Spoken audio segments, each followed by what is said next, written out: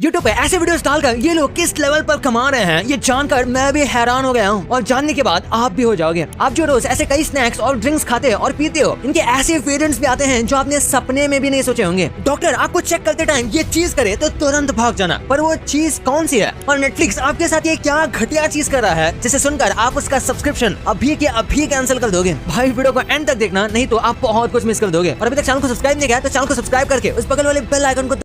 एक सर्वे के हिसाब से 50% से भी ज्यादा नेटफ्लिक्स यूजर अगर कोई भी टीवी शो देखना शुरू करता है तो वो उसका सीजन या फिर पूरा का पूरा टीवी शो एक ही वीक के अंदर खत्म कर देते हैं, क्योंकि ये इतना ज्यादा एक्साइटिंग होता है और ये कुछ इस तरीके से हुक बनाकर रखते हैं कि नेक्स्ट टू नेक्स्ट एपिसोड देखे बिना हम रह ही नहीं पाते। और अक्सर नेटफ्लिक्स जो है वो पूरे सीजन को एक साथ लॉन्च करते हैं, जिस वजह से आप कंटिन्यू उसे देख जाते हो जब तक आप एक पूरे सीरीज को खत्म ना कर लो। और उसके बाद आपको ये करने की आदत पड़ जाती है और बैक टू बैक आप एक के बाद एक सीरीज देखते रहते हो।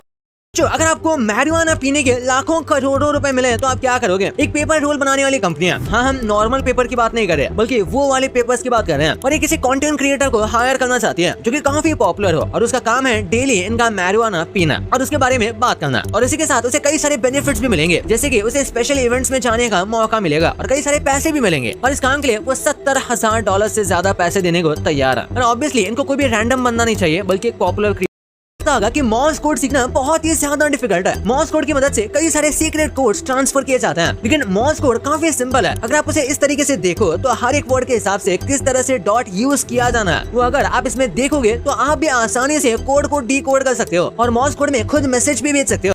एक्सरे में रहने की वजह से रेडिएशन नुकसान करता है शरीर को और कैंसर भी हो सकता है, और ये लोगों को पहले नहीं पता था और इसलिए एक्सरे का आविष्कार हुआ। उसके बाद हर छोटी मोटी चीज के लिए इसका इस्तेमाल किया जाता था, जैसे कि शूज को मेजर करने के लिए भी एक्सरे का यूज होता था ताकि आपको परफेक्ट साइज का शूज मिले। और धीरे धीरे लोगों को पता चला कि कांस्टेंट एक्सरे रेडिएशन में रहने से आपकी हेल्थ पर काफी ज्यादा बुरा असर पड़ता है, तो इन्हीं सब चीजों को हटा दिया गया और ये तभी काफी ज्यादा ट्रेंडिंग था कि वहीं एक्सरे से अपनी शूज की फिट। एक बार इस फोटो को देखो, ये फोटो स्वीडन का है। स्वीडन में पहले ड्राइविंग लेफ्ट साइड में होती थी और फिर एक दिन उन्होंने डिसाइड किया कि हम बाकी मेजर कंट्री की तरह ड्राइविंग को राइट साइड में स्विच कर देंगे, और ये उन्होंने डिसीजन एक ही दिन में ले लिया। हम स्टीयरिंग की बात नहीं कर रहे, हम ड्राइविंग करने की साइड की बात कर रहे हैं। और इसलिए नेक्स्ट मॉर्निंग जब सब अचानक से राइट साइड ड्राइव करने लगे 1967 में, तो पूरा तहलका मच गया, क्योंकि किसी को कुछ समझ ही नहीं आ रहा था और सारी चीजें इतनी कंफ्यूजिंग हो रही थी कि एक्सीडेंट्स हो रहे थे और कार एक दूसरे से यहाँ वहाँ टकरा रही थी, खासकर ऐसे मेजर क्रॉस।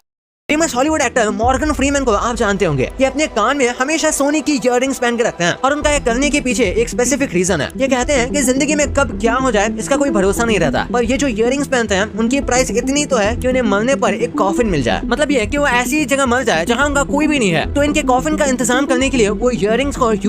इससे बेस्ट पॉप कल्चर एलिगेटर कोई नहीं होगा। आपको पता होगा स्टार वॉर्स में डार्थ वेडर नाम का मेजर विलन था, और बिल्कुल वैसे ही इस एलिगेटर का नाम है डार्थ गेटर। और कमाल की बात तो यह है कि इस एलिगेटर को आप इसके नाम से बुलाओगे तब ये नहीं आएगा, और जैसे ही आप ये थीम सॉन्ग बजाओगे जो कि स्टार वॉर्स के डार्थ वेडर का है, वैसे ही ये चल कर आ जाएगा, जैसे कि ये सॉन्ग इसी के लिए बनाया गया हो। और ये मजाक की बात नहीं है, जितने भी बार इस थीम को प्ले किया जाता है तो ये कहीं से भी उठकर बिल्कुल ऐसे विलन की तरह चलकर आपके पास यानी कि कई बार ऐसा होता है कि उठने के बाद हमें पता नहीं कैसे तो गले के अंदर खुजली आने लगती है, शायद हमने कुछ खा लिया हो उस वजह से, या फिर ऐसा लगता है कि अंदर से कुछ तो गड़बड़ हो रही है पर हम उसे इच नहीं कर पाते क्योंकि ऑब्वियसली वो गले के अंदर है। और ऐसा होने पर आपको अपना कान स्क्रैच करना चाहिए। हाँ ये वियर्ड लगता है पर ये बहुत टाइम काम कर जाता है कि जब लोग अपने ईयर्स को स्क्रैच करते हैं तो उनके गले में होने वाली इच खत्म हो जाती है। ये किसी तरीके से कनेक्टेड